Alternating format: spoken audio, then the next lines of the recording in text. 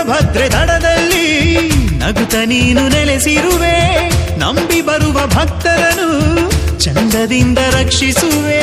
ದುಷ್ಟರನ್ನು ಶಿಕ್ಷಿಸುವೆ, ದಿಟ್ಟ ಮನದಿ ವಾಸಿಸುವೆ. ಜಗದ ಜನನಿ ನೀನೇ ಹುಲಿಗಿ ಮಾತೆಯೇ, ಭಕ್ತರನ್ನು ಕಾಯುವ ಮಹಾಮಾಯೆಯೇ.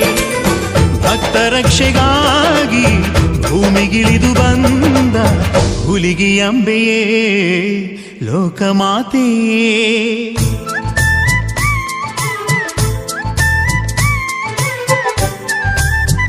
ಕರುಳನೆ ತುಯಿಲ ಮಾಡಿ ಕಂದನನ್ನು ಅವತಾರ ತಾಳಿ ನಿನ್ನ ಲೀಲೆ ತೋರಿ ಜಗಕ್ಕೆ ಬೆಳಕ ನೀಡುತ್ತಲಿರುವೆ ಶ್ರೀಮಾತೆಯೇ.